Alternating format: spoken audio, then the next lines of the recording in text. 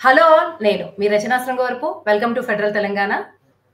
మనం ఎంత టెక్నాలజీ పరంగా అభివృద్ధి పదంలో ముందుకు సాగిపోతున్నా, ఏం జరిగినా సరే, ప్రపంచం మొత్తం ఆధారపడేది మాత్రం రైతు మీదే. మనం ఎంతో ఎంతో అడ్వాన్స్‌డ్‌గా ఉన్నామని చెప్పుకుంటున్నప్పటికీ, గతంలో ఏ సమస్యలున్నాయో రైతుకి ఇప్పటికీ అవే సమస్యలు కొనసాగుతూ ఉన్నాయి. ముఖ్యంగా విత్తనాల విషయంలో నకిలీ విత్తనాలు గావచ్చు, ఆర్టిఫిషియల్ టెక్నాలజీస్ వల్ల గావచ్చు, రైతు ఆత్మహత్యలనేవి పెరిగిపోతూనే ఉన్నాయి.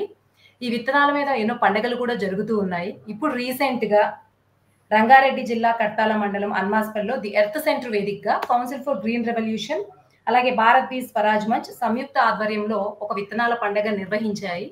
సో, ఇందులో మన దక్షిణ భారతదేశంలో తెలంగాణ, ఏపీ, తమిళనాడు, కర్ణాటక, ఒడిషా, ఛత్తీస్‌గఢ్, అలాగే నార్త్ ఇండియాలో రాజస్థాన్, మహారాష్ట్ర, హర్యానా, పంజాబ్ రైతులు, రైతు సంఘాలు ఎవరికైతే వ్యవసాయం మీద ఆసక్తి ఉందో, ముఖ్యంగా విత్తనాల విషయంలో జరిగేటువంటి నాణ్యత పరంగా, లేకపోతే ఈ కృత్రిమ టెక్నాలజీ వల్ల ముఖ్యంగా వీటి వల్ల వచ్చే నష్టాల వల్ల గావచ్చు, నకిలీ విత్తనాలు ఇయన్నీ సమస్యల పరిష్కారానికై అంతా కూడా ఇది జరిగింది ఈ ఫెస్టివల్. సో, అది కొంత ఇటువంటి సంస్థలు ముందుకు రావడం హర్షణీయం అయినప్పటికీ కూడా, ఇటువంటి సంస్థలు ఇండిపెండెంట్‌గా ఎంతవరకు వర్క్ చేయగలుగుతాయి? ఇప్పుడున్న ప్రెజెంట్ సిట్యుయేషన్‌లో రైతులు ఎదుర్కొంటున్నటువంటి విత్తనాల విషయంలో ఎదుర్కొంటున్నటువంటి సమస్యల్ని పరిష్కరించాలంటే ఎటువంటి కార్యాచరణ అవసరం? అలాగే బీఆర్ఎస్ గవర్నమెంట్ లాస్ట్ టైమ్ వచ్చినప్పుడు కూడా తెలంగాణని ఇంటర్నేషనల్ సీడ్ క్యాపిటల్ చేస్తానంది. బట్ అది అట్లాగే హామీగానే మిగిలిపోయింది. ఇప్పుడు కొత్త ప్రభుత్వం వచ్చింది. సో, ప్రభుత్వాలు మారుతున్న కొద్దీ కూడా రైతుల సమస్యలు ఇంకా పెరుగుతున్నాయా? తగ్గుతున్నాయా? వచ్చే కొత్త ప్రభుత్వాలు ఏమైనా పట్టించుకుంటున్నాయా? ముఖ్యంగా రైతుకి సమస్య అనేది విత్తనం దగ్గరే మొదలవుతుంది గాబట్టి, విత్తనాల పండగ కూడా జరిగింది గాబట్టి, ఈ సందర్భంగా ఎలాంటి చర్యలు తీసుకుంటే విత్తనాల విషయంలో, నాణ్యత విషయంలో రైతులు కొంత సేఫ్ సైడ్‌లో ఉంటారు అన్న విషయాలు మాట్లాడడానికి మనతో అగ్రికల్చరల్ సైంటిస్ట్ రాజశేఖర్ రెడ్డి గారున్నారు. సెంటర్ ఫర్ సస్టైనబుల్ అగ్రికల్చర్ సీఓఓగా పనిచేస్తున్నారు. అలాగే దొంతి నరసింహారెడ్డి గారు పబ్లిక్ పాలిసీ ఎక్స్‌పర్ట్, అలాగే పెస్టిసైడ్స్ యాక్షన్ నెట్వర్క్ ఇన్ ఇండియాకి కన్సల్టెంట్‌గా పనిచేస్తూ ఉన్నారు. సో, మనం అందరం సేంద్రియ వ్యవసాయం ఇవన్నీ మాట్లాడుకుంటూ ఉంటాం. దేశీయ విత్తనాలు. సో, ఈ క్రమంలో సైంటిస్ట్‌గా ఉన్నారు కాబట్టి, సాంకేతిక ప్రగతిని వ్యవసాయంలో ఎంతవరకు ఆహ్వానించవచ్చు అనే అంశం మీద రాజశేఖర్ రెడ్డి గారు, అలాగే ఈ ప్రకృతిలో భాగమవుతూ ఈ వ్యవసాయాన్ని కొనసాగించాల్సిన అవసరాన్ని, అలాగే ఈ టెక్నాలజీని బ్యాలెన్స్ చేయాల్సినటువంటి అవసరాన్ని గురించి దొంతి నరసింహారెడ్డి గారు మాట్లాడతారు. సో, ముందు నరసింహారెడ్డి గారు మీతో మొదలు పెడదాం. మీరు చెప్పండి సార్. మనం చాలా అడ్వాన్స్‌డ్ వరల్డ్‌లో ఉన్నామనుకుంటున్నాము. ఇప్పుడున్న ప్రెజెంట్ సిట్యుయేషన్‌లో రైతుల పరిస్థితి ఏంటి? ముఖ్యంగా విత్తనాల విషయంలో. రైతులు ఇప్పుడు పూర్తిగా కంపెనీల మీద ఆధారపడే పరిస్థితికొచ్చారు. మనం గత 40, 50, 60 ఏళ్లుగా చూస్తే హరిత విప్లవం పేరు మీద మనకు మొట్టమొదట హైబ్రిడ్ విత్తనాలు తీసుకొచ్చారు. అధిక దిగుబడి వంగడాలని తీసుకొచ్చి మీరు ఇప్పటివరకు చేస్తున్న వ్యవసాయము చాలా సబ్సిస్టెన్స్ అగ్రికల్చరు, దీనివల్ల మీకు కరువు వస్తుంది, మీరు తినలేకపోతున్నారు వగైరా వగైరా అని చెప్పి ఈ అధిక దిగుబడి వస్తుంది ఇవి వంగడాలని తీసుకొచ్చి దాంతో పాటు ఈ హైబ్రిడ్ విత్తనాలు అధిక దిగుబడి ఎట్లిస్తున్నాయంటే దాంతోపాటు మనము రసాయన ఎరువులు వేస్తేనే ఆ అధిక దిగుబడి వస్తుంది అనేది తర్వాత చెప్పారు. సో, రసాయన ఎరువులు వాడి ఆ తర్వాత ఈ రసాయన ఎరువులు ఈ హైబ్రిడ్ వల్ల అనేక రకాల పురుగులు రావడంతో వాటి కొరకు పెస్టిసైడ్స్ వాడటం మొదలుపెట్టారు. తర్వాత వీటికి నీళ్లు కావాలి. ఇప్పుడు ఈ పంటలకు ఎరువులు వేసినందుకు అధికంగా నీళ్ళు ఇవ్వాల్సిన పరిస్థితి. అంటే ఇది మొత్తం ఒక ప్యాకేజ్ అగ్రికల్చర్ తీసుకొచ్చి పూర్తిగా మన వ్యవసాయాన్ని మార్చేసిన పరిస్థితి చూస్తున్నాం గత 60 ఏళ్ళుగా. ఇప్పుడు చూస్తే ఇప్పుడు మేము తెలంగాణ పరిస్థితి తీసుకుంటే మనం ప్రధానంగా పండిస్తుంది ఇక్కడ వరి, పత్తి. ఈ రెండు ఇంకా మిగతా 4-5 పంటలు మాత్రమే ఉన్నాయి. అసలు మనకు ఒక 60-70 రకాల పంటల నుంచి మనం కేవలం ఒక 5-6 పంటలకే ఎందుకు వచ్చామంటే దానికి ప్రధాన కారణం ఇదే. విత్తనాలలో రైతులకు ఉండే స్వావలంబన నుంచి మనం ఈ కంపెనీల వ్యవసాయం వైపు పోవడం వల్ల అదొక కారణం. రెండో కారణము ఇప్పుడు చూస్తే ఇప్పుడు వరి కానీ మనకు పత్తి కానీ పత్తిలో పూర్తిగా బీటీ పత్తి తప్పితే ఇంకా వేరే పత్తి విత్తనాలు దొరికే పరిస్థితే లేకుండా చేశారు. దాంతో రైతులకు పూర్తిగా నష్టం. ఇప్పుడు దాదాపు 18 ఏళ్ళు అయింది ఇవి తీసుకొచ్చి బీటీ పత్తి విత్తనాలు. మనకి వీళ్ళు ఏం చెప్తారు, హైబ్రిడ్ అదేంటి విత్తనాలను ప్రతి 3 ఏళ్ళకోసారి మార్చాలని చెప్పిన వాళ్ళు ఈ బీటీ పత్తి విత్తనాలు 18 ఏళ్ళు అయింది ఇప్పటి వరకు మార్చలేదు. ఇలా మళ్ళా ఇంకోటి ఏం చెప్తారు, ఈ ఆధునిక విత్తనాలు మీకు ప్రాంతాల వారీగా పనిచేస్తాయి. అంటే ఆగ్రో క్లైమాటిక్ కండిషన్స్ ప్రకారమే వీటిని ప్రవేశపెడతారు. కానీ బీటీ పత్తి విషయంలో అది కూడా వాళ్ళు పెట్టిన నియమాన్ని తుంగలో తొక్కి దాదాపు 883 హైబ్రిడ్లు ప్రవేశపెట్టారు. అది ఉత్తర భారత్ అంది, దక్షిణ భారత్ అంది, ఇదే ప్రాంతంలో ఉన్నది ఇంకో దగ్గర. అంటే ఆగ్రో క్లైమాటిక్ కండిషన్స్ ఇప్పుడు దాని గురించి ప్రస్తావనే లేదు. ఇక మూడోది మనకేం చెప్తారు, మనకు విత్తన చట్టం ఉంది 1966 చట్టం. ఒక హైబ్రిడ్ రకము అనుమతి ఇచ్చేటప్పుడు దానికి ముందు ఫీల్డ్ ట్రయల్స్ చేసి దాని పర్ఫార్మెన్స్ రివ్యూ చేస్తారు. ఈ పర్ఫార్మెన్స్ రివ్యూ ఇప్పటి వరకు 883 హైబ్రిడ్లకు చేయలేదు. ఇంకా అనేకం ఉన్నాయి. ఇప్పుడు రైతులు ఏం చేస్తున్నారు, పత్తి ఎకరాకి ఎంత వేయాలంటే ఇప్పుడు కొత్తగా ఇది కొత్త రకం కాబట్టి మీరు మొదట్లో ఏం చెప్పారు, 2 ప్యాకెట్లు ఒక ఎకరాకు అన్నారు. ఆ 2 ప్యాకెట్లు ఏంటి, 450 గ్రాములు బీటీ పత్తి, 50 గ్రాములు ఏదన్నా బఫర్ క్రాప్ కొరకు నాన్ బీటీ పత్తి ఇమ్మంటే, అంటే 900 గ్రాములు బీటీ పత్తి, 100 గ్రాములు నాన్ బీటీ పత్తి. కానీ అది దాంట్లో జర్మినేషన్ 70% అని ఇచ్చి ఈరోజు సగటు రైతు ఎకరాకి 10 ప్యాకెట్లు కొంటున్నాడు. ఎందుకంటే ఆ జర్మినేషన్ ఉండదు. తర్వాత ఇప్పుడు కొత్తగా ఇంకోటి తీసుకొచ్చారు, డెన్స్ ప్లాంటింగ్ అని. అంటే ఒత్తుగా ఒక ఎకరంలో దాదాపు 25,000 మొక్కలు పెడితే మీకు మంచి దిగుబడి వస్తుందని కొత్త రకం పెట్టి, అంటే ఇవన్నీ విత్తనం అమ్ముకోవడానికి చేస్తున్న మార్కెటింగ్ వ్యాపార ప్రక్రియలు తప్పితే దీని వెనకాల శాస్త్రం లేదు. వాళ్ళే చెప్పిన శాస్త్రీయ పద్ధతులు కూడా పాటించట్లేదు. ఈ విధంగా మనము ఈరోజు తెలంగాణ కానీ దేశవ్యాప్తంగా పత్తి రైతు 15 క్వింటాలు పండేది ఈరోజు 2.5 క్వింటాలే పండుతుంది. ఆ పండినట్లు కూడా లోపల ఫంగస్ వస్తుంది, లేదా నల్లగా పత్తి మారుతుంది. అంటే అది కూడా అమ్ముకోలేని పరిస్థితి. తర్వాత మిర్చి చూసినాం, మిర్చి ఎకరాలకు ఎకరాలు చచ్చిపోయిన పరిస్థితి. కొత్త రోగాలు, అసలు లేని రోగాలు కొత్తవి వస్తున్నాయి ఇట్లాంటి విత్తనాల వల్ల. మరి వీటన్నిటి మీద సమీక్ష చేసి మనకు ఒక విత్తన వ్యవస్థ 1966 నుంచి ఉండింది. ఈ విత్తన వ్యవస్థ ఏం చేస్తుంది, అధికారులు ఏం చేస్తున్నారు, నియంత్రణ ఏది అంటే ఎవరు సపోర్ట్ చేయరు, మాట్లాడరు. ఆఖరికి ఏమన్నా మీటింగ్ పెడితే రైతుని బ్లేమ్ చేస్తారు. రైతుకి మేము ఇట్లా చేయమంటే అట్లా చేసిండు, ఈయనకి ఇది చేయమంటే అది చేసినాము అని టెక్నాలజీ తీసుకొచ్చి రైతు కొరకే అని చెప్పినప్పుడు మీ టెక్నాలజీ రైతు పరిస్థితికి అనుకూలంగా, రైతు జ్ఞానానికి అనుగుణంగా చేయాలి. కానీ మీరు ఏదో తీసుకొచ్చి రైతు చెప్తలేడని ఆఖరి రైతు మీదనే నెపం పెట్టడం అనేది తప్పు.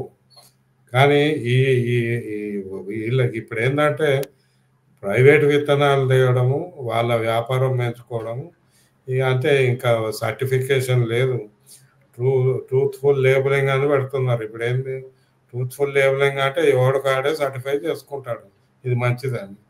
అంతే పోనీ అది అయినాక కూడా రైతు నష్టపోతే రైతు ఇది చేయలేదు అది చేయలేదు అంటాడు. పక్క పొలం రైతేమో వేరే రకం వేసి బాగా దిగుబడి వస్తే, ఈ పక్క పొలము రైతు సరిగా వేయలేదు, లేదా అధిక వర్షాలు వచ్చినాయి, ఏదో కారణం చెప్పి విత్తనం మాత్రం కారణం కాదని చెప్తారు. అటు ఇటు చేసి ఎవరు, ఈ శాస్త్రవేత్తలు. అంటే రైతుకి వ్యతిరేకంగా శాస్త్రవేత్తలు, అధికారులు, కంపెనీలు, ఈ ప్రభుత్వ నాయకులు వీళ్ళు జతకట్టి ఈరోజు మన వ్యవసాయాన్ని పూర్తిగా భ్రష్టు పట్టించారు. ఓకే. థ్యాంక్ యూ నరసింహారెడ్డి గారు. రాజశేఖర్ రెడ్డి గారు మీరు చెప్పండి. నరసింహారెడ్డి గారు మాట్లాడుతూ రైతులకు వ్యతిరేకంగా శాస్త్రవేత్తలు కూడా ఒకటేరని చెప్పారు. సో ఈ కాంటెక్స్ట్‌లో సైంటిస్ట్‌లు గాని ఎవరైనా సరే ఒక బెటర్ రిజల్ట్ రావడానికి, ఇంకొంచెం ఈజీ అవ్వడానికి ఇన్నోవేటివ్ టెక్నిక్స్ కనుక్కునే ఈ క్రమంలో రైతులు ఎందుకు ఈ సాంకేతికతని అంత త్వరగా పట్టుకోలేకపోతున్నారు? ఎక్కడ వాళ్ళు ఫెయిల్ అవుతున్నారు? ఎక్కడ ఇన్నోవేషన్ టెక్నిక్స్ ఫెయిల్ అవుతున్నాయి? ముఖ్యంగా విత్తనాల విషయంలో. Thank you sir. బేసికల్‌గా చాలా విషయాలు సార్ కవర్ చేశారు. విత్తన వ్యవస్థ చూస్తే తెలంగాణకి ముఖ్యంగా మనకి ముఖ్యమైన పంటలు వరి ఉంది, అలాగే పత్తి ఉంది. మిగతావి కొంచెం చాలా రెసిడ్యుయల్ క్రాప్స్ అనుకోవచ్చు.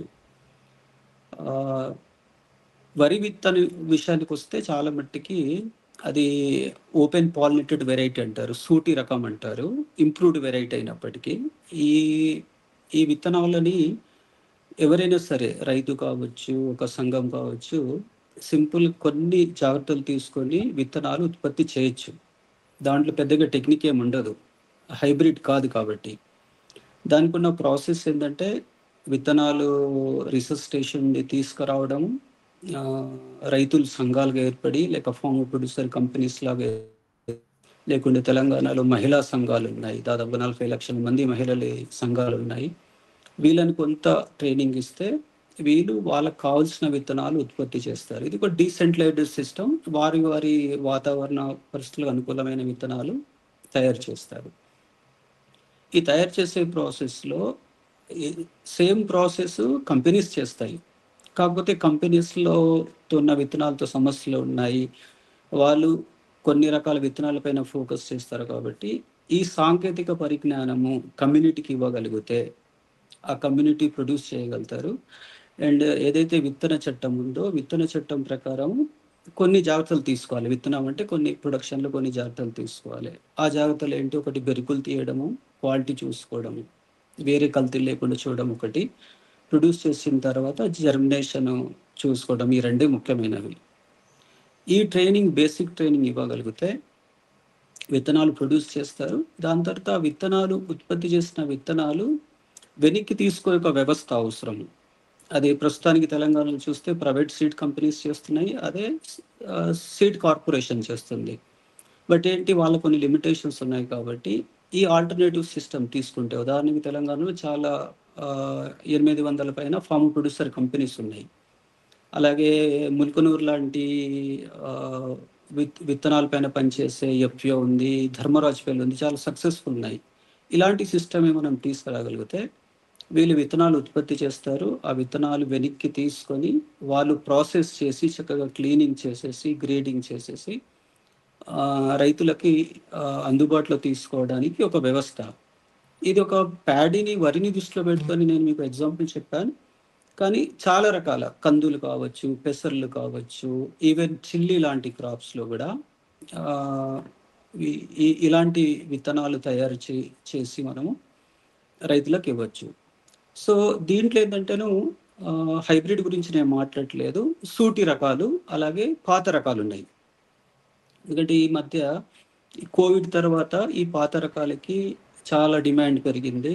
రాజశేఖర్ రెడ్డి గారు, సారీ టు ఇంటరప్ట్, మీరు చెప్పినటువంటి ఈ రకాల విత్తనాలు ఇప్పుడు ఎంతమంది రైతులు వాడుతున్నారు, లేదా మీరు ఇనిషియేటివ్ చేసుకుని డిఫరెంట్ ఆర్గనైజేషన్స్ వల్ల ఎంతమంది రైతులు ఇంప్లిమెంట్ చేస్తున్నారు, రిజల్ట్స్ ఎలా ఉన్నాయి? సో ఈ విత్తన వ్యవస్థ ప్రస్తుతము మహబూబ్ నగర్లో ఉన్న 2 ఎఫ్పిఓస్, అలాగే సిద్దిపేట వైపు ఉన్న 2 ఎఫ్పిఓస్, 4 ఈ ఫార్మ్ ప్రొడ్యూసర్ కంపెనీస్ ఉత్పత్తి చేస్తారు. ఉత్పత్తి చేసేసి 67 ఎఫ్పిఓలో ఉన్న దాదాపుగా 50,000 రైతులకి ఈ విత్తనాలు అందుబాటులో ఉంచుతున్నారు. వాళ్ళ ప్రొడక్షన్ ప్లాన్ వాళ్ళ దగ్గరనే జరుగుతుంది, ప్రొక్యూర్మెంట్ బిజినెస్ వాళ్ళ దగ్గర జరుగుతుంది. ప్రొక్యూర్ చేసిన తర్వాత ప్రాసెస్ చేసేసి ఒక ప్రాసెసింగ్ యూనిట్ ఉంది, ఈ రైతులకు అందుబాటులో తీసుకొస్తున్నారు. ఇప్పటి వరకు వచ్చిన ప్రొడ్యూస్ చేసి సప్లై చేసిన విత్తనాల వరకు ఒక్క కంప్లైంట్ కూడా రాలేదు. అన్ని రకాల జాగ్రత్తలు తీసుకుంటారు. అలాగే దీంతో పాటు పాత విత్తనాలు కూడా వాటిని ఉత్పత్తి చేసి దానికి ఒక బయోడైవర్సిటీ బ్లాక్ అనే కాన్సెప్ట్ తీసుకొచ్చాము. ప్రాబ్లం ఏముందంటే ఇప్పుడు పబ్లిక్ సెక్టర్లో ఉన్న వెరైటీస్కి చాలా డేటా ఉంటుంది, దాని గుణగణాలు ఉంటాయి, కానీ పాత రకాలకి ఇన్ఫర్మేషన్ ఉండదు. కాబట్టి ఆ ఇన్ఫర్మేషన్ కూడా కలెక్ట్ చేసేసి ఎప్పుడైతే మనం రైతులకి విత్తనాలు ఇస్తాంతో విత్తనాలతో పాటు ఇన్ఫర్మేషన్ ఇస్తే ఆ విత్తనాల ఇన్ఫర్మేషన్లో అది ఎలా పండించాలి, దాని గుణగణాలు ఉంటాయి, అండ్ ఎలాంటి ఆహార పదార్థాలు తీసుకోవచ్చు, దానికి ఉన్న మెడిసినల్ ప్రాపర్టీస్ ఉంటాయి. కాబట్టి చాలా డిమాండ్ ఉంటుంది. మరి కన్సూమర్ అవేర్నెస్ అవసరము. ఈ కన్సూమర్స్కి ఈ విత్తనాల నుండి తయారు చేసిన ధాన్యాలు అందుబాటులో ఉండడానికి ఒక వ్యవస్థ అవసరము. అవి ఆర్గానిక్ అవుట్లెట్స్ చాలా ఉన్నాయి, దాని ద్వారా మేము ఈ ప్రయత్నం చేస్తున్నాము. థ్యాంక్ యూ రాజశేఖర్ రెడ్డి గారు. నరసింహారెడ్డి గారు మీరు చెప్పండి. రాజశేఖర్ రెడ్డి గారు చెప్పింది మీరు కూడా విన్నారు. సో దేశీయ విత్తనాల సంరక్షణ లేదా మొత్తం ఫార్మింగ్ వ్యవసాయం అంతా కూడా దేశీయ విత్తనాల మీద ఆధారపడాలనుకుంటున్నారా, లేకపోతే కొంత టెక్నాలజీ వైపు మళ్ళీ చాలా ఇష్యూస్ కూడా వస్తూనే ఉన్నాయి, జిఎంఓ వీటి వల్ల దుష్పరిణామాలు చూపిస్తున్నప్పటికీ వ్యవసాయంలో ఈ సాంకేతికత ప్రగతిని కూడా ఉపయోగించుకోవాల్సిన అవసరం ఉందనుకుంటున్నారా? మొట్టమొదట సాంకేతిక ప్రగతి ఎక్కడ ఉన్నదో చెప్పండి. బాగా విత్తనాల్లో వాళ్ళు ఏం సాధించారు, ఏం ప్రగతి సాధించారు, ఏం లేదు. రాజశేఖర్ రెడ్డి గారు మీరే ఆన్సర్ చేయాలి దీనికి. ఇప్పటి వరకు చెప్పారు. ఇప్పుడు హైబ్రిడ్ విత్తనాలు మీరు వాళ్ళు చెప్పేదే, మనం కొత్తగా చెప్పేది కాదు. వాళ్ళు ఏం చెప్తారు, మీకు దిగుబడి ఎక్కువ వస్తుంది అంటారు. దిగుబడి దేని ఆధారంగా ఎక్కువ వస్తుంది? రసాయన ఎరువులు వాడితేనే దిగుబడి ఎక్కువ వస్తుంది. మీరు రసాయన ఎరువులు ఆపండి, దిగుబడి వస్తుందా? రాదు. రెండవది జన్యు మార్పిడి విత్తనాలు. జన్యు మార్పిడి విత్తనాలు కూడా దిగుబడి ఎక్కువ వస్తుంది అంటారు. ఎట్లా వస్తుంది అంటే ఆ కాయని ఆశించే పురుగు చచ్చిపోవడం వల్ల దిగుబడి, అంటే మీకు 100 కాయలు కాస్తే ఇదివరకు 30 కాయలను ఆ పురుగు ఆశిస్తే ఇప్పుడు ఈ జన్యు మార్పిడి విత్తనాల వల్ల ఆ 30 పురుగులు చచ్చిపోయి మనకు మిగులుతాయి. ఆ విధంగా దిగుబడి పెరుగుతుంది అంటారు. దీనిలో సాంకేతిక ప్రగతి ఎక్కడుంది? కేవలము ఒక మార్పు తీసుకొచ్చి దీని ద్వారా సాంకేతిక ప్రగతి మేమేదో సైన్స్ చేసినామని చెప్పడం తప్పు. నరసింహారెడ్డి గారు, అదే మీరు ఏ రకమైన సాంకేతిక ప్రగతిని ఎక్స్పెక్ట్ చేస్తున్నారు? ఓకే, దానిలో ఉన్న ఫ్లాస్ చెప్పారు, మీరేం ఎక్స్పెక్ట్ చేస్తున్నారు? వస్తున్నా అక్కడికి. ఇప్పుడు ఇదే మనం ఏదైతే రైతుల దగ్గర విత్తనాలు ఉన్నాయో ఆ రైతులు ఏం చేశారు, తరతరాల నుంచి మేలైన మొక్క నుంచి విత్తనం సేకరించి దాన్ని కొందరైతే శాస్త్రవేత్తలు, రైతు శాస్త్రవేత్తలు దాన్ని దిగుబడి పెంచే విధంగా దాన్ని బ్రీడింగ్ చేశారు. చేస్తే మీకు అందుకే వందల సంవత్సరాల నుంచి మన క్రమంగా మంచి వేలైన విత్తనాలు వస్తున్నాయి, ఒకదాని మీద ఒకటి. ఇప్పుడు రాజశేఖర్ అన్నట్టు ఇప్పుడు మనకు వరిలో దాదాపు 2 లక్షల వెరైటీలు ఉన్నాయి. అందులో ఒక్కొక్కటి దానికి ఒక్కొక్క ఇంపార్టెన్స్ ఉంది, ఒక్కొక్క లక్షణం ఉంది. ఒకటి మనకు అనారోగ్యం, ఒక రకమైన అనారోగ్యానికి ఒక రకమైన మందు కూడా ఇచ్చే విధంగా ఈ విత్తనాలను రైతులు డెవలప్ చేశారు. సో ఇది సాంకేతిక ప్రగతి. మనం ఇది కాకుండా ఈ ఏదో దిగుబడి పేరు మీద దిగుబడి ఈ దిగుబడి ఏడొచ్చింది చెప్పండి? ఇప్పటి వరకు ఎక్కడ లేదు. సో ఈ మనము సాంకేతిక ప్రగతి అని పదే వాడడం కరెక్ట్ కాదు, అది ప్రగతి కానే కాదు, ఇది తిరోగమనం. ఇన్ఫ్యాక్ట్ ఈరోజు చూస్తే మీరు విత్తనాల కాలుష్యము వీటి వల్ల ఏర్పడితే అమెరికాలో చూడండి, ఎక్కడైతే జన్యు మార్పిడి విత్తనాలు విపరీతంగా వాడుతున్నారో వాళ్ళు దాదాపు ఇప్పుడు 2-3 రకాలు తప్పితే ఇంకా వేరే వేయడమే లేదు. అంటే మనం వైవిధ్యం కోల్పోయినాం, వాళ్ళు కోల్పోయినారు అక్కడ. వాళ్ళు ఇప్పుడు సూటి రకాలు వెతికినా దొరకని పరిస్థితి ఏర్పడింది. వైవిధ్యాన్ని కోల్పోతే ఇప్పుడు మనం వాతావరణ మార్పుల్లో తీవ్రమైన వాతావరణ మార్పులు వస్తుంటే వాటిని తట్టుకొని నిలబడే శక్తి ఉన్నవి సూటి రకాలకే. సో ఇది మనం ఉన్న వాటిని ఇంకా ప్రగతి అంటే పద్ధతి కూడా మనం మాట్లాడాలి. మనం we're talking of a product, but what about the process? ప్రాసెస్లో రైతుల చేతుల్లో ఉంది ఈ జ్ఞానం. ఏది మనం దేశీ విత్తనాల గురించి మాట్లాడుతుంది. కానీ ఇప్పుడు ఏంది, మీరు అమెరికాలో చూడండి, బ్రీడర్లు ఎంతమంది ఉన్నారు, వేల సంఖ్యలో లెక్క పెట్టారు. అసలు బ్రీడర్లు తగ్గిపోతున్నారని వాళ్ళు ఇప్పుడు ఆందోళన చెందుతున్నారు. రైతులలో అసలే లేరు. వాళ్ళు చేస్తే వాళ్ళని జైలు చేస్తారు.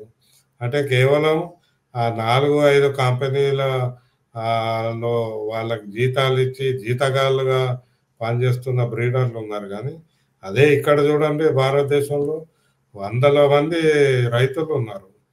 సో మనం ప్రగతి అంటే ఇది కోరుకుంటున్నామా, అది కోరుకుంటున్నామా? సో ఇట్లాంటిది మనం ఆలోచించాలి. ఎందుకంటే ఇది ఆహార వ్యవస్థ ఒక కంపెనీ మీద ఆధారపడి తయారు చేసే పరిస్థితికి వస్తే మాత్రం అంతకంటే తిరోగమన పరిస్థితి ఇంకేం లేదు. థ్యాంక్ యూ నరసింహారెడ్డి గారు. రాజశేఖర్ రెడ్డి గారు మీరు చెప్పండి. నరసింహారెడ్డి గారు ఓవరాల్ గా అది ప్రగతే కాదని తేల్చేశారు. సో ఒక సైంటిస్ట్ గా సేఫర్ సైడ్ లో కానీ ఒక పర్సనల్ గా మీరు ప్రగతి అంటే ఏమనుకుంటున్నారు ఈ విత్తనాల విషయంలో? నేను కొంతమట్టికి నరసింహారెడ్డి గారితో ఏకీభవిస్తున్నాను. ముఖ్యంగా ఏ విత్తన వ్యవస్థ అయినా సరే ముందు అది నేచర్ ఇచ్చిన గిఫ్ట్. కొంతమంది రైతులు సెలెక్ట్ చేశారు, దాని తర్వాత సైంటిస్టులు దాంట్లో కొన్ని ఇంప్రూవ్మెంట్ తీసుకొచ్చి కొంత డాక్యుమెంట్ చేసేసి ఒక వెరైటీగా ఒక ప్రాసెస్ రన్ చేసేసి వెరైటీగా రిలీజ్ చేశారు. ఇది కొత్త ఇన్నోవేషన్ ఏం కాదు.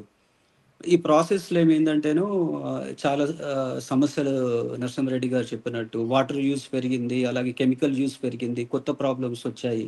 సో ఇవన్నీ అడ్రస్ చేయకుండా ఓన్లీ వెరైటీస్ డెవలప్ చేసేసి హై ఈల్డింగ్ వెరైటీ అయితే అది కాదు.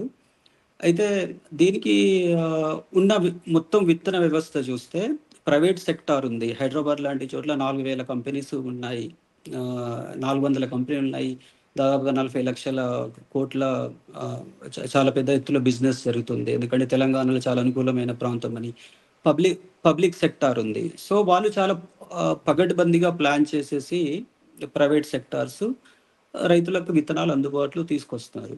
అంటే ఎప్పుడైతే ప్రత్యామ్నాయ వ్యవస్థ గురించి మాట్లాడుతున్నామో, పాత విత్తనాల గురించి మాట్లాడుతున్నామో, కొన్ని ఈవెంట్స్తో పాటు ఇది ప్రాపర్గా మెయిన్ స్ట్రీమ్లో ఎట్లా తీసుకెళ్ళాలన్నది ఇంపార్టెంట్.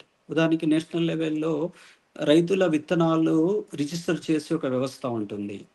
ఆ దాంట్లో తీసుకోవడం ఒకటి. తీసుకున్న తర్వాత అగ్రికల్చర్ రీసెర్చ్ సిస్టంలో all Indian coordinator research plots seed ఉంటాయి. అంటే ఈ విత్తనాలన్నీ వాళ్ళ రీసెర్చ్ స్టేషన్లో టెస్ట్ చేయాలి, పాత రకాలు చేసేసి దానిపైన డేటా జనరేట్ చేసేసి అది పబ్లిక్ సిస్టంలో తీసుకొచ్చే ప్రయత్నం చేయాలి.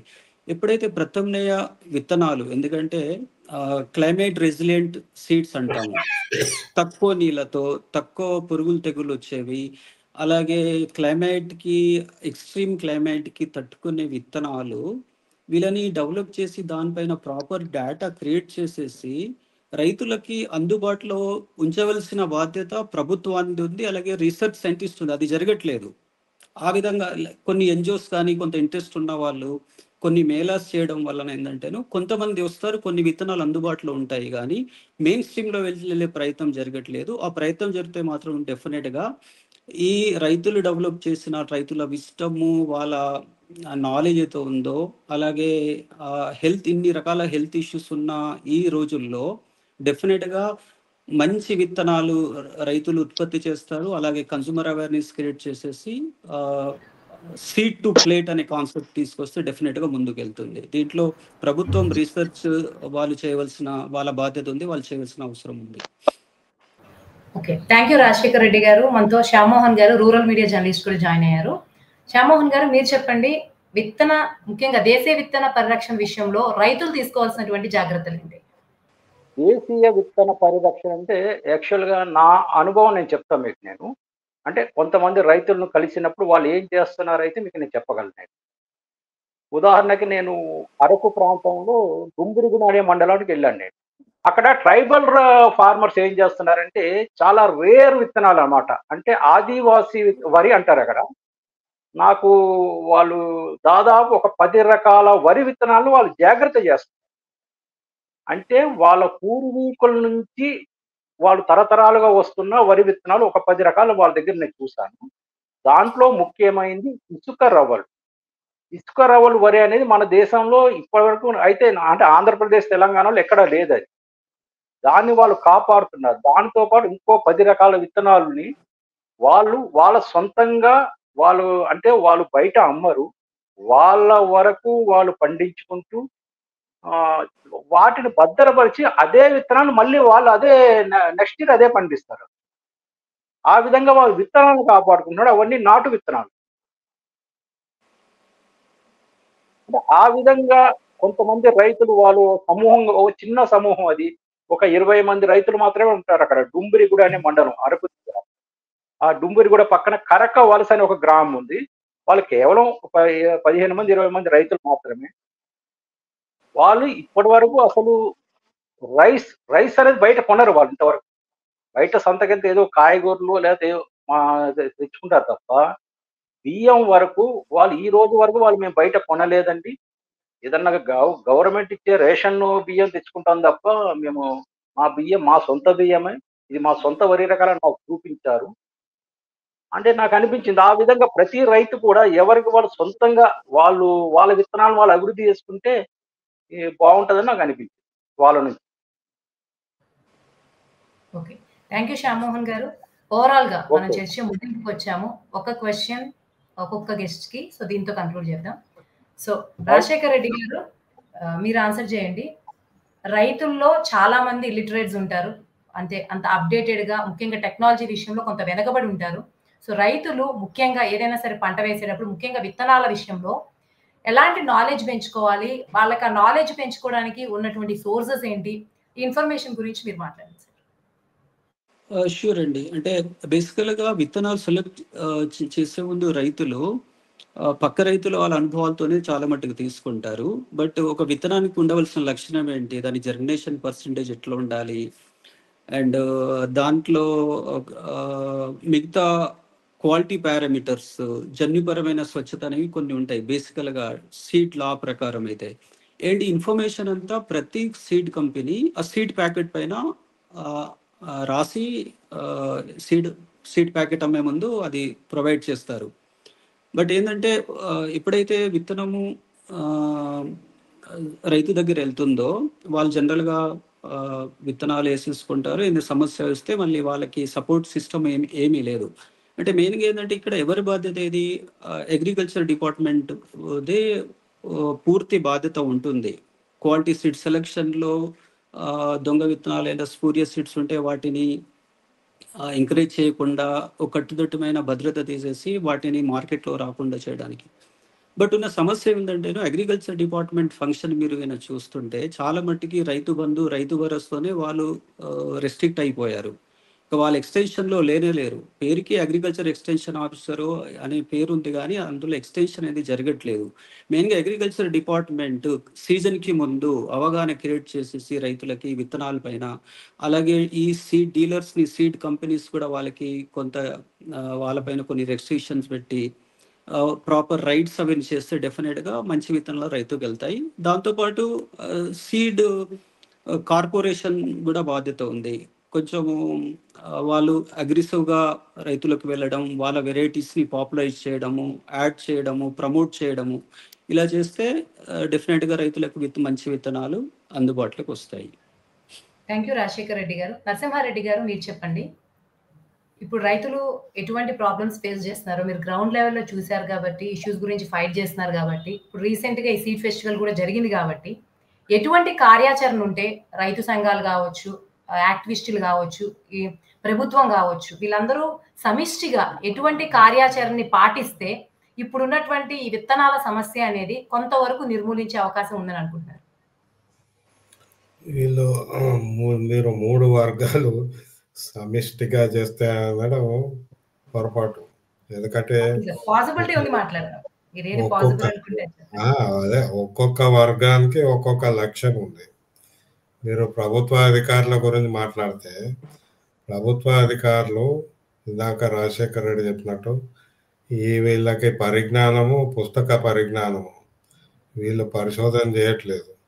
ఇప్పుడు ప్రభుత్వ విధానం కూడా ఏంటంటే ప్రైవేటు కంపెనీలకు అప్పచెప్పేస్తే మా పని అయిపోతుంది అనే విధంగా ఉన్నారు. ఈ మధ్య అయితే మేము చాలా ఇంటరాక్ట్ అయ్యాము వ్యవసాయ శాఖతోటి. అసలు వాళ్ళ పరిజ్ఞానం అయితే పూర్తిగా జీరో. చట్టం మీద అవగాహన లేదు, విత్తనాల మీద అవగాహన లేదు, క్షేత్రస్థాయిలో ఏం జరుగుతుందో తెలియదు. వీళ్ళు అధికారులుగా ఉన్నారు. సో వీళ్ళు కలిసి వీళ్ళని చేయాలంటే వీళ్ళని మార్చాలి, అంటే వీళ్ళకి నేర్పాల్సి వస్తుంది. ఇక రెండవది రైతు సంఘాలు విత్తన చట్టం మీద మొదటి నుంచి కూడా కోరుతున్నాయి.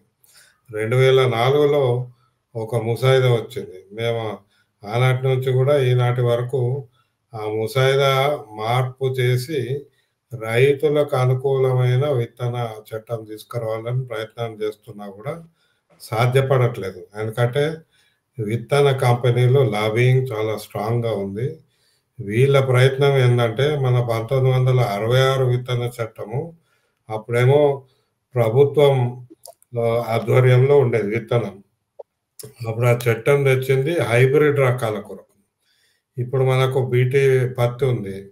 తర్వాత ఇప్పుడు ప్రైవేట్ విత్తన కంపెనీలు 2002 నుంచి ఇప్పుడు ఫౌండేషన్ సీడ్, బ్రీడర్ సీడ్ కూడా ప్రవేశపెట్టే విధంగా ప్రైవేట్ కంపెనీలు వచ్చినాయి. కానీ వీటి మీద నియంత్రణ లేదు. ఉన్న చట్టం 1966 చట్టం ప్రకారము ఉండాల్సిన నియంత్రణలు కూడా ఎత్తివేశారు. ఇప్పుడు ఇందాక చెప్పినట్టు సర్టిఫైడ్ సీడ్, అసలు విత్తనాన్ని సర్టిఫై చేసే ప్రసక్తే లేదు. ఇప్పుడు ఎవరిది వాడు నా విత్తనం బాగుంది ఎట్లుంది అని వాడే సెల్ఫ్ సర్టిఫికేషన్ చేసుకునే విధంగా తెచ్చుకున్నారు, ఈజ్ ఆఫ్ డూయింగ్ బిజినెస్ కింద. అది ఆంధ్రప్రదేశ్ ప్రభుత్వం చేసింది, ఇక్కడ తెలంగాణ ప్రభుత్వం చేసింది, కేంద్ర ప్రభుత్వం వీటికి వత్తాసు పడుతుంది. సో ఇప్పుడు ఆ చట్టము అమలు చేయట్లేదు. అందులో ఉన్న ఒకటి అరకొర ప్రొవిజన్స్ నియంత్రణకు పెట్టడానికి ప్రభుత్వాలు సిద్ధంగా లేవు. ఇప్పుడు కొత్త చట్టం తీసుకురండి, ఎందుకంటే మీరే కొత్త రకాలు తీసుకొస్తున్నారు. విత్తన కంపెనీలు వచ్చినాయి, మరి ప్రైవేట్ విత్తన కంపెనీల మీద నియంత్రణ మేము 3 అడిగాము. ధరల నియంత్రణ, తర్వాత రాష్ట్ర ప్రభుత్వాలకు అధికారాలు ఇవ్వాలి, మూడవది నాణ్యత నియంత్రణ. ఇవేమో గొంతెమ్మ కోరికలు కావే. రైతు ఈరోజు నష్టపోతుని చూస్తున్నాం కదా.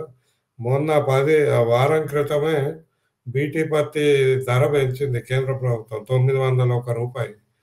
ఏ ప్రాతిపదికన పెంచారని అడిగితే ఇప్పటి వరకు సమాధానం లేదు. పెంచుతా పోతున్నారు. సరే పెంచారు, మరి నాణ్యత కూడా దాంట్లో ఉండాలి కదా. ఏమాత్రం ఎవరు నాణ్యత అమలు చేసే ప్రసక్తే లేదు. ఇది ఎంత దరిద్రంగా తయారైందంటే ఇప్పుడు కొన్ని విత్తన కంపెనీలే, పెద్ద కంపెనీలు, వాళ్ళు మాకు ఇట్లాంటి నాసి రకం విత్తనాల వల్ల మేము నష్టపోతున్నామని ఇప్పుడు వాళ్ళు ప్రభుత్వ అధికారులను వేడుకుంటారు, మీరు అక్కడ కల్తీ ఉంది, దీని మీద దాడులు చేసి పట్టుకోండి అని. ఆ చట్టాన్ని నిర్వీర్యం చేసిన ఇదే కంపెనీలు ఇప్పుడు ఆ నాణ్యత లేని విత్తనాలు సరఫరా కావడంతో వాళ్ళ వ్యాపారం దెబ్బతింటుందని ప్రభుత్వాల మీద ఒత్తిడి తెస్తున్నారు. అంటే చూడండి ఎంత పరిస్థితి దిగజారింది. సో వీళ్ళకి ఎవరికి రైతుల మీద, రైతు ఎట్లా నష్టపోతున్నాడు. మీరు ఒక విత్తనం చేస్తే రైతు దుక్కి దున్ని దాన్ని ప్రిపేర్ చేయడానికే కనీసం 20-30 వేల ఖర్చు అవుతుంది. అది అంత అయినాక విత్తనం వేస్తే అది మొలకెత్తకుంటే ఎంత నష్టము, అది మొలకెత్తినాక కాయ కాయకుంటే ఎంత నష్టం, కాయలు పూర్తిగా రాకుంటే ఎంత నష్టం. మరి ఈ నష్టాలను ఎవరు భరించాలి, ఎవరు బాధ్యత వహించాలి? ఇది చట్టపరంగా ఉన్న మీరే కదా కొత్త విత్తనాలు తెచ్చినప్పుడు, సాంకేతికత ప్రగతి పేరు మీద తెచ్చినప్పుడు ఆ బాధ్యత ప్రభుత్వందే కదా, ఈ శాస్త్రవేత్తలదే కదా. కానీ వీళ్ళు రైతుకి నష్టం వచ్చేటప్పటికి ఎవరి కాళ్ళు తప్పుకుంటున్నారు. అందుకే రైతు సంఘాలు కోరుతున్నది విత్తన చట్టం రావాలన్నది. ఇక మూడోది, మేము ఇప్పుడు మాలాంటి వాళ్ళు సెంటర్ ఫర్ సస్టైనబుల్ అగ్రికల్చర్ కావచ్చు, ఇంకా అనేక సంస్థలు రైతు విత్తనాల మీద పరిజ్ఞానం పెంచడము, రైతుదే విత్తనం మీద పెత్తనం పెట్టుకోవడము, ఆ వ్యవస్థ మనకి ఇదివరకు ఉన్న వ్యవస్థ అది. ఆ రైతే తీసుకొచ్చే ప్రయత్నం చేస్తున్నాము. అందులోనే మహిళా సంఘాలు వస్తున్నాయి, ఎఫ్పిఓలు వస్తున్నాయి, కమ్యూనిటీ సీడ్ బ్యాంకులు వస్తున్నాయి. అయితే ఇది మీరు మొదట్లో ప్రశ్న వేశారు, ఇది సాధ్యమా? ఇది సాధ్యం. ఈ విధంగానే మనకు ఆహారము, నాణ్యత కలిగిన పోషకాహారం దొరికే అవకాశం ఉంది. అంటే మనమందరం కూడా వినియోగదారులము, ఎవరైతే తింటామో ఆహారము, మన ప్రయోజనం అందులో ఈ వ్యవస్థలో ఉంది. ఏ వ్యవస్థలో?